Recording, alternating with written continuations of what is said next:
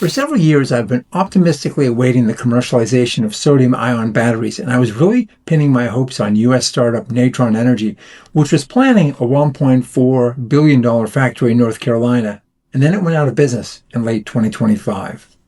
I'd been excited about sodium-based battery chemistries because they're more stable than other lithium systems such as lithium-ion phosphate, LFP, or nickel-manganese cobalt, NMC.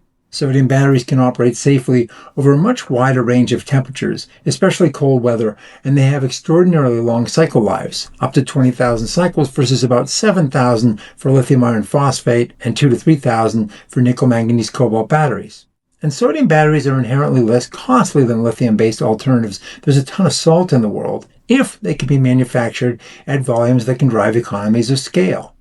The biggest knock on sodium technologies is energy density. The International Energy Agency recently reported that latest sodium-ion cells achieve around 175 watt-hours per kilogram, compared with about 205 watt-hours per kg for LFP batteries and 255 watt-hours for NMC batteries.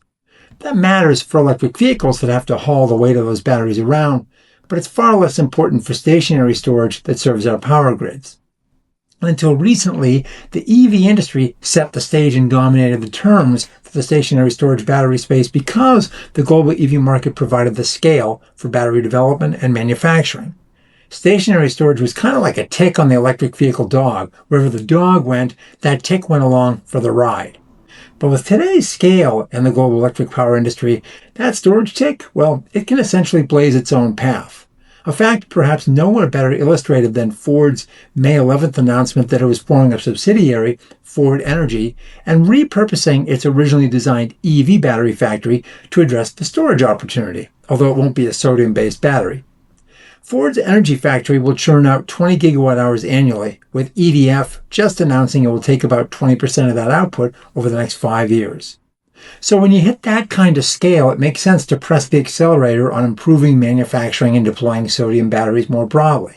And the good news on the manufacturing front is sodium scale-up can take advantage of existing lithium-ion battery production lines. It's a very similar manufacturing process. Estimates are that when the industry does fully scale, a sodium battery will have a 25 to 30% lower material cost tab than a comparable LFP battery, for example. And fortunately, despite Natron Energy's demise, U.S.-based startups continue to soldier on. One leading contender is Peak Energy, which in November of last year announced a multi-year agreement with developer Jupiter Power for up to 4.75 gigawatt hours of sodium-ion battery energy storage systems to be deployed between 2027 and 2030. An initial 720 megawatts of that will be deployed next year.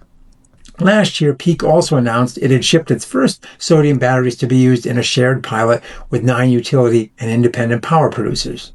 The company touts its battery storage package as being the first ever fully passive system, meaning it requires no active cooling, fans, pumps, or other moving parts. The stuff that can break down represents about 85% of the root causes behind battery system failures.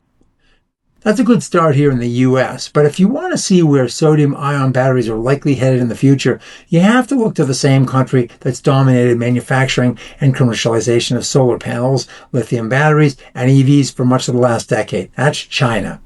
That country cranks out over 75% of the world's lithium-ion batteries, and it dominates the space. Peeling that back a bit further, you need to look at not only China, but specifically at what contemporary Amperex Technologies, CATL, is doing in China. CATL, or CATL, is to batteries kind of what NVIDIA is to AI chips.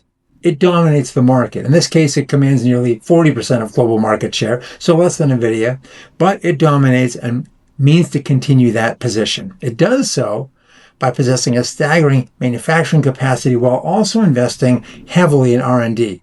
In late May, for example, it held a 20-plus acre, $440 million one-stop testing and validation platform proving ground that it is designed as an open and shared infrastructure accessible to all players in the global energy storage sector. Its global innovation network comprises 6 R&D centers, plus the one just announced, and employs 23,000 R&D personnel, with well over 50,000 domestic and international patents either granted or pending. So yeah, pay attention to what CATL does. The rest of the battery herd will eventually follow. CATL's most recent and meaningful announcement on the sodium battery front is a strategic cooperation agreement with Chinese firm Hyperstrong on sodium-ion batteries. That single arrangement, just recently announced, calls for 60 gigawatt-hours of sodium-ion batteries, by itself exceeding the 58,000 gigawatt-hours of lithium batteries installed in the U.S. last year, per figures from the Solar Energy Industries Association. CATL and Hyperstrong, in this first strategic partnership for sodium-ion energy storage, will collaborate in areas including technology, R&D, product applications, and project development.